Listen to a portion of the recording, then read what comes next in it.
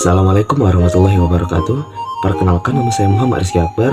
Saya berasal dari sekolah SMKN 1 Pangkalan Kerinci, dan saya berasal dari kelas 10 Teknik Elektronika. Hari ini saya akan menceritakan hikayat si Timun Emas dari daerah Jawa Tengah. Pada zaman dahulu, di sebuah desa di dekat hutan terdapat sepasang petani yang telah lama belum dikaruniai seorang anak. Mereka setiap hari memohon kepada Tuhan agar dikaruniai seorang anak. Dan pada suatu hari, doa mereka didengar oleh seorang raksasa. Sang raksasa pun memberikan sebuah tawaran bahwasannya mereka akan memperoleh seorang anak dari buah timun yang mereka tanam di ladang mereka.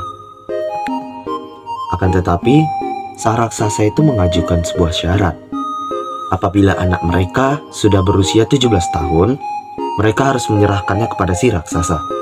Sang petani pun menyetujui syarat-syarat yang diberikan oleh si raksasa tanpa berpikir panjang.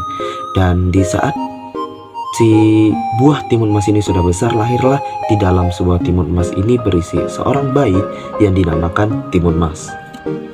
Mereka pun hidup bahagia hingga ketika Timun Emas sudah tak terasa dia sudah berumur 17 tahun, sang raksasa pun datang menagih janjinya. Namun, sepasang petani itu melupakan janjinya dan ketakutan. Dan di saat itu pula, karena petani ini ketakutan, petani ini pun kembali ke dalam rumah dan menyuruh si Timun Emas ini untuk melarikan diri dengan membawa 4 benda ajaib. Yang pertama itu ada biji timun, yang kedua itu ada jarum, yang ketiga itu ada garam, dan yang keempat itu ada terasi. Lalu, di saat si Timun Emas melarikan diri dengan membawa 4 benda ajaib yang tadi, raksasa pun melihatnya lalu mengejarnya ke arah hutan. Di saat si raksasa mengejar si Timun Emas ini, Timun Emas pun langsung mengeluarkan benda ajaib pertama, yaitu ada biji timun. Dia melemparkan biji timun itu ke arah raksasa tersebut dan berubah menjadi ladang timun yang sangat luas. Dan sang raksasa pun berhenti untuk memakan timun kesukaannya tersebut. Lalu setelah kenyang, ia mengejar kembali si Timun Emas.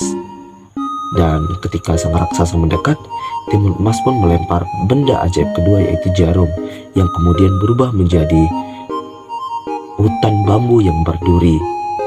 Lalu pada saat itu, si raksasa pun berhasil melewati hutan bambu tersebut dengan sedikit goresan-goresan yang ada di tubuhnya.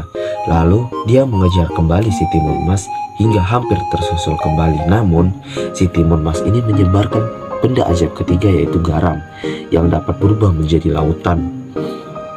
Namun sayangnya raksasa ini pandai berenang, dan si raksasa ini terus-terusan berenang dan mengejar kembali si Timun Emas. Hingga pada akhirnya si Timun Emas ini mengeluarkan benda ajaib terakhir, yaitu benda ajaib keempat, yaitu terasi. Nah, Timun Emas ini melemparkan terasi ke si raksasa dan berubah menjadi lumpur yang sangat-sangat lengket dan sangat-sangat dalam. Hingga si raksasa pun kelelahan dan akhirnya raksasa ini tenggelam ke dalam lumpur. Dan setelah itu si Timun Emas pun ini bersujud syukur kepada Tuhan karena telah menyelamatkan nyawanya. Setelah dia berdoa kepada Tuhan Yang Maha Esa karena telah diselamatkan hidupnya, dia pun kembali ke rumah sepasang petani tersebut, dan petani tersebut pun memeluknya dan sangat terharu. Dan keesokan-keesokannya mereka hidup damai selama-lamanya. Sekian dari cerita hikayat tentang si Timun Emas. Apabila ada kesalahan perkataan atau ucapan, mohon dimaafkan. Wabillahi taufiq wal hidayah. Wassalamualaikum warahmatullahi wabarakatuh.